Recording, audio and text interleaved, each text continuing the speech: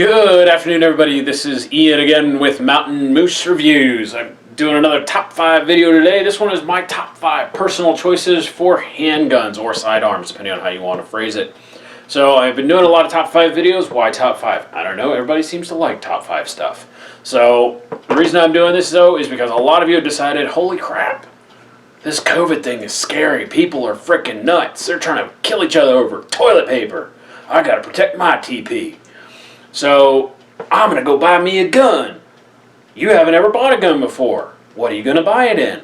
I don't know. Here's my recommendations based off of what I shoot, what I've shot for a very long time now, probably going on about 15 years, and some of the recommendations that I would have that fit my personal lifestyle. You and your results may vary. The first one down my list is a .22 long rifle. As you can see, there's not one currently on the table. That's because when I was a wee bit younger, I decided that my .22 long rifle pistol was like, it was cute, it was fun, but I wanted a man's gun. Didn't see the value in having a .22 pistol. So there's currently one waiting on me on the awesome waiting period while they try and do all those NICS checks currently. So the one that I've decided to go with is the Browning Buckmark .22 long rifle. Now, most people look at you and go, why would you need a .22 long rifle? Specifically, if you're looking at concealed carry, it's not really a great concealed carry round. Not even what you would consider lethal, according to the military's previous talk or discussion with regards to foot-pounds of energy. That's covered exclusively in this bottom book here by Boston Tea Party. But a .22 long rifle has a lot of advantages that I think get overlooked. And that's one of the things that I wanted to bring out here. So the first one is it's cheap. So these little .22 rounds, being rimfire rounds, are outstandingly cheap. They usually are about $3 for a box, or $3 per shot. Excuse me, 3 cents per shot. One of the major pluses to that is that you can shoot a lot more for the same price. For example, I'm going to move this one real fast. I bought this entire box of 525 rounds for about $30 or less, give or take. And so it's one of those things that I was able to take this out all day, shoot with my wife, all of my kids, and myself, just burning through magazines worth of this stuff, and it didn't break the bank. So that's number one. Number two is it's very, very good to carry. So I weighed this entire pack of ammunition. So let's say we're out hunting or we're in a bug out kind of scenario where you do need to get out of Dodge. This weighs almost 4 pounds, so 3 pounds, 13 ounces. That's 525 rounds for 3 pounds worth of paint in your backpack. That's not bad, and it's really good. When you compare it to, let's say, 308, I was only able to get 60 rounds, while still in the box, of military-grade full metal jacket ammo to weigh the same amount in the backpack. So it shows you the disparity in terms of the weight contribution. Now, it's not as powerful, I understand, but it does make it to where you can carry more rounds. Another thing too is it's fantastic. A .22 pistol is fantastic for training people on how to shoot a pistol, specifically folks who've never shot one before. Very low recoil and very low noise. There are supersonic rounds, there's mini mag rounds, there's subsonic rounds, and I don't even have to wear ear protection for these. I wouldn't recommend it for you, but military training, I can't hear crap anyway. Too many explosions in my life, so it doesn't affect me in any way, shape, or form. And the last part about it, especially if you're looking at a hunting scenario, .22 long rifle is fantastic for small game. I wouldn't go really above rabbit with them. I know that there are poachers who use this for shooting deer in the head. Would it work? Sure. I wouldn't recommend it because it's not an ethical kill, but then again, if it's a survival situation, who cares? It puts meat on the table. If you ever watched the film or read the book, Into the Wild, it talks about how he brought a .22 long rifle and took down a moose. Again, not exactly what I would recommend, but it's out there. The only downside to having a .22 is that they are notorious for not firing all the time. So if you're using this as your survival gun, your backup gun, if you're using it for hunting game, it may mean the difference between a missed meal. If you're doing it to try and protect yourself, it may mean the difference between you coming home or not. And that's just the nature of .22 rimfire, because you actually have to hit on the side of the rim, vice some of these other pistols which have a primer in the middle, hence why they're called center fire. So that's number one. And the second one down my list of top 5 guns would be the standard revolver. Now this one happens to be chambered in 357. I just wanted to make sure that everybody sees it there. All the guns are completely unempty, nothing in the chamber, because I don't want somebody going, oh, you had your finger in it, it's not safe. No, dumbass, I know how to clear my weapons. But one of the reasons why I really like the 357 Magnum revolver is that it is a powerful cartridge. It is a great round. If you use them in some of the longer barreled guns, you can actually take down deer with it. That's perfectly viable. It's great for, I would say, whitetail. I don't know if I'd do mule deer, but hey, it's all about shot placement necessarily. You're not going to get really great shot placement with this, which is a snub nose, just due to the fact that it's got such a small barrel. But they make a lot of revolvers for as small as, you know, a 2 1/4 inch barrel, some even smaller, and then they'll go all the way up to like 6, 7, 8 inches. So you actually get some pretty good distance and velocity out of it. The 357 Magnum for a very long time was rated as one of the best rounds for one-stop shots, and this was related to the crime statistic data that people who were shot with a 357 typically ended up, you only needed one round to do it, vice some of the other calibers that are more popular today. Now, I know that may have changed. I know that this was a few years back. Again, I reference the Boston's Gun Bible down here just because of the fact that it went incredibly into depth about all the different types of firearms.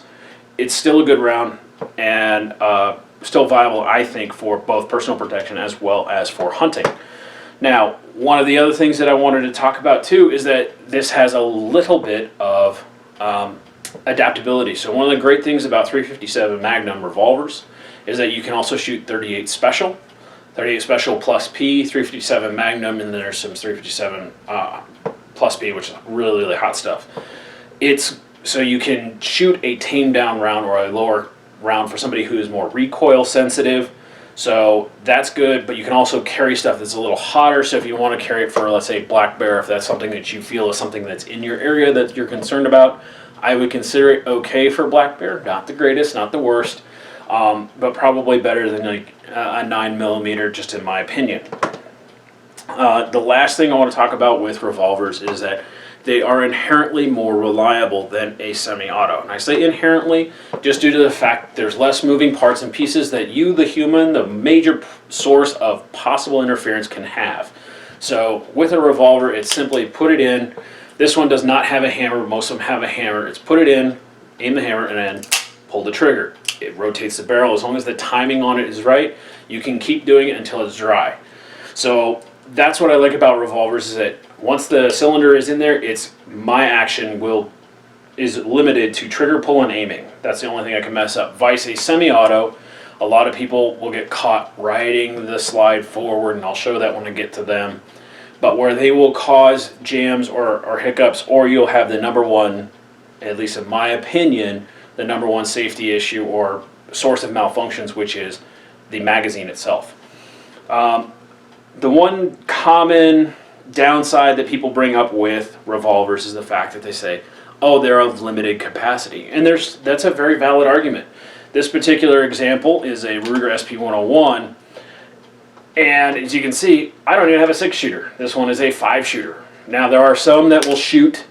I think there's a couple of 7-shot 357 Magnums out there for for revolver style that will work. They also make 22s. I mean, revolvers come in all types of styles with regards to caliber. You can go up some in terms of caliber, but for a 357 Magnum, the revolver tends to be the main source or the main ammunition selectability. Now, the other side of it too is that there are a couple of semi-automatic 357 Magnum revolver pistols. One of them being the Coonan, another one being Desert Eagle. Really cool idea, really cool cartridge. The only issue you're going to run into with that is that they are kind of cost prohibitive. The last Coonan I looked at was almost $1,200 for their base model. Now, don't get me wrong, loading up a magazine of 357 Magnums is a great thing to do, but at that point, if I'm in a citizen-involved shooting and they confiscate my gun, I'm out $1,200 until that's all cleared up if I get it back. So that's kind of where I think the 357 Magnum revolver shines. It's affordable, it's easy to use, and it's got a lot of stopping power. So the third on my list, as you'll see, is one of my favorites, and that is the 1911. So the 1911 has been around since I believe 1908, which is the first time the patent was done, and it ended up being called the 1911 because that's when the official Army patent was for it. I like it because it is solid, it has been around, it has gone in 2 world wars, the Korean Wars, folks are carrying it in Vietnam, they're carrying it in the global war on terror, and it's just a phenomenal little gun. Now some people will give it a hard time because it doesn't carry as many rounds or this, that, or the other, but I'm going to go into why I think it's good. So this is your standard 1911s, typically shoot a 45 ACP bullet. So these are my own homemade rounds. These are 185 grain jacketed hollow points. They feed just fine. Some 1911s are notorious for having issues with feeding hollow points. I have had no issues with these, otherwise I wouldn't reload them. Most of the complaints you get out of folks who are against the 1911s is that they're expensive, and rightly so. You can get some that are entry-level. Rock Island Armory was my very first 1911, and that was about a $400 gun, which isn't too bad for a 1911, but it was no frills, no thrills, and didn't have some of the safety features like the firing pin block that this one does. They can go up from there. This one is a Colt Commander model, which I seem to really like. It fits my hands well. This one I think was about $700, and then it can go up to $3,000-$4,000 if you start getting into the Ed Browns, Les Bears, things like that. So they can be extremely expensive if you go that route. Some of the other complaints that you'll get specifically from folks who shoot double stack magazines is that these are single stack mags. So I brought this out. So a single stack magazine means that all of them are straight down the pipe in the back. So they are a single straight line vice, let's say, a Glock, which has where it's multiple stacks. It goes left and right alternating, so that way you can actually put more rounds in the chamber, or in the in the magazine. So some people are like, oh, it only shoots 6 to 8. You can sometimes get some of these ones which are 10 rounders. I know that they make Pro Mag makes one, I think that's like 23 rounds, but it's like, you know, out to here and looks ridiculous. Where they say it's typically, that's one of the biggest drawbacks for a lot of people is like, oh, it's only 8 rounds. The statistics say that most gunfights, if that's your concern, end within the first 7 rounds. And that's statistically speaking with the FBI database's numbers. So I don't see the need to have more than that, but that's just my personal opinion. So I've concealed carry a 1911 since my first was born, so about, oh gosh, almost 7 years now. So it's something that I use for concealed carry. I have used Commander models, I've used compact, I've used subcompact, and I've had full size, and I can carry all of them because I'm a bigger guy and I can dress to the occasion. One of the other reasons I really like 1911s is that they have a fantastic trigger pull.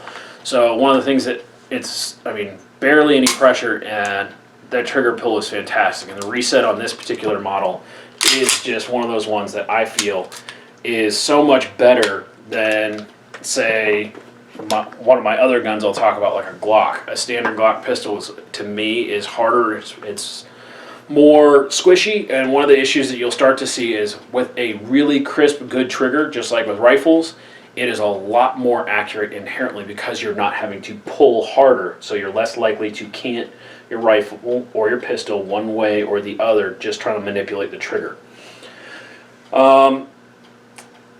Now, I'm not the 4-1 expert on all guns. I love firearms. I've been shooting for years, reloading for years. The reason why I put some of these books up on the table talking, so you've got James Wesley Rawls and Boston Tea Party, who might be the exact same person. You got Bryce Towsley's book, Colonel Jeff Cooper, who, if you guys have ever heard of Colonel Jeff Cooper, he was specifically involved with a lot of the scout rifle concept, but one of his things was that the 1911 was the best handgun ever invented. There was a Texas Ranger that was quoted when a reporter asked, saying, hey, why do you carry 45? And he said, well, because they don't make a 46. So it's well-known cartridge. It is a great man stopper. It is not eloquent at all. It's not cool, sleek, or slick or sexy, but you know what? Neither's a brick. And that's what you're shooting, is a very large brick. I've never had any issues with these. I have taken down 2 hogs with a 1911, and both of them was really a one-stop shop. I did have to shoot one or third one with 2 rounds with it, and that's because it was about 400 pounds and it already soaked up 2 shotgun rounds. That big old boy did not want to go down. So that's why I personally love the 1911 and carry it for the most part. Gun number 4 on my list is a 10 millimeter. Now most people are like, wait, you mean 9 millimeter? No, I mean 10 millimeter. So the 10 millimeter was designed back in the 80s when the police force down in Florida got into a gunfight and realized that they didn't have enough stopping power with their 38 specials, which were similar to this. So they needed a new round. So they came up with this really awesome idea of let's create this souped up cartridge called 10 millimeter. It used to be in Miami Vice. The guy had a Bren 10. But it's a very fast moving round, but back in the day there are some problems with it. There were issues with the metallurgy at the time. Some of the Colt pistols that were designed would actually crack because of the pressure, as well as there were issues with the recoil. Some of the folks who are more sensitive in their recoil were like, man, this thing really snaps and I don't like it. So they started dumbing them down in terms of their power. So you'd have 10 millimeter light, which ultimately the case got shortened a little bit and became the 40 Smith & Wesson, a round that I don't personally care for because I prefer the parent cartridge.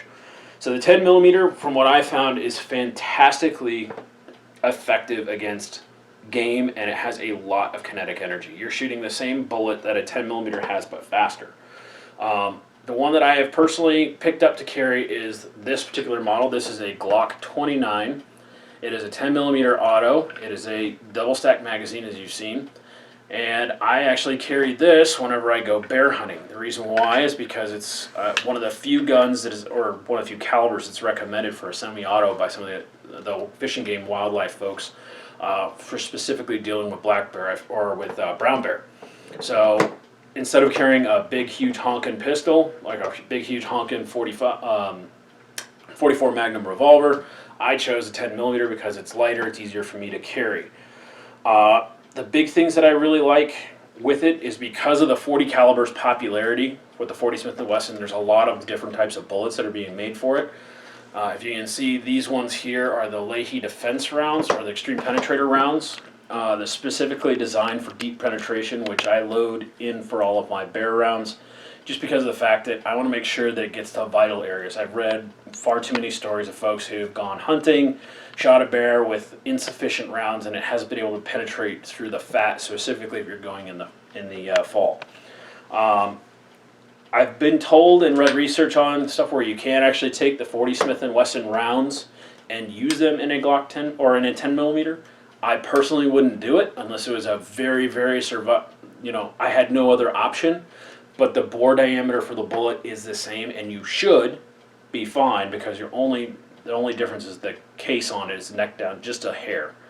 I still wouldn't recommend doing it. There's plenty of other folks on YouTube who say, oh, look, see, no problems. That's cool, fine. Hey, it's your gun, your hand, no issues. I don't recommend it, but you do what you will. The last reason why I really like the Glock 10 millimeter or the 10 millimeter in general is because if you've gone through the ammo crises of the last several years, we've had several. We've had one with the Mitt Romney versus President Obama election. You had one with the Hillary Clinton versus Donald Trump, and now there's another ammo kind of shortage with the COVID-19 crisis that's ongoing. All the major popular rounds, and I say popular rounds, those tend to be your 380s, 9 millimeters, 40s, 40 Smith & Wesson, and 45 ACPs are all gone. They're all off the shelves. There's very limited quantities, and that concerns me. Specifically, if I wasn't a reloader, I need something that's on the shelf because a gun without bullets is just a really fancy and expensive paperweight. So I went to the store the other day just to see what they had in stock because gun stores have been declared essential, which I'm good with. But they had plenty of 10 millimeter on the shelves, and nobody was buying it because nobody else has one, or maybe I'm the only person in the area who thinks about it. But it was nice to know that I'm able to go there and get a bunch of great plinking rounds and rounds that I can use on the shelf, despite the fact that everything else seems to be in shortage. So that's number 4 is the 10 millimeter. So just a quick recap: it's 22 long rifle, 357 Magnum, 338 Special, 1911 and 45 ACP. Although they do make them in a ton of other calibers, and then the 10 millimeter. And finally, the fifth one, excuse me, is also not on the table, and that's because it's whatever handgun that you find you are most accurate with, is most affordable for your needs, and the one that you have on hand. A gun in the store is worth nothing to you if you need it at that time. So if all you've got is a high point, which I don't agree with because I don't like them, but you know what? If you like them, go for it. There's a ton of people on YouTube like me who make their own opinionated, oh, you have to have this particular gun and this particular round, and this thing is so awesome and sexy, it does my taxes. You know, all these different people who say, this is my favorite and this is why you should like it too, because they want that self-affirming, I've made a good choice. See, look at me, look at me. It's no different than any other type of field with cars or music choices. It's your personal preference. So if this gun works for you, fantastic. If it doesn't, tell me what does. Each of ours is at our own price point. At one stage, I couldn't afford to have a nicer 1911. I went with a Rock Island 1911 because I wanted to try 1911. I didn't have the ability to afford a Colt at that time, but you know what? I practiced with it as hard as I put it through its paces. I really got to know the gun inside and out, so when I got up to a better gun, I knew how to work it, and it was already trained and inherent on how to use it. If that's all you can afford, go for it. Don't let me or some other person tell you what to do. The other thing too you got to remember is that some of these channels are monetized. Why? Because they get money from specific companies to talk about their specific product. I currently am not. I don't have any kind of deal with Glock or Colt or Ruger or Remington or any other brand, even Browning. I don't, other than sporting their gear because I like it. I don't get paid by them. I'm making my own assessments based off of hundreds and hundreds of hours at the range, thousands of rounds gone down range, how many bullets I've just blown through, how many times I've had to clean it, take it apart. So these are my recommendations, things in my experience, things that I personally feel are the best rounds for me in my scenario. I just hope that this is educational to get you thinking about what do you need. So, with that being said, number 4 is basically, or number 5 is, choose which one you like. And if it's one you like, and I didn't mention it, it's okay. Let me know in the comments below what gun you choose and why. Maybe you'll convince me to give 40 Smith & Wesson a chance. Probably not, but at least you can try. And we can have that debate because that's one of the things that we don't have to be divisive in the gun culture too. Hey, this is my only thing that I like. So that concludes my top 5 handguns and calibers of choice. If you like it, please give me a thumbs up. Please subscribe below. And again, list what guns and calibers that you like and why you carry them. So once again, please like and subscribe. And then as always, don't just survive, thrive. Have a good day.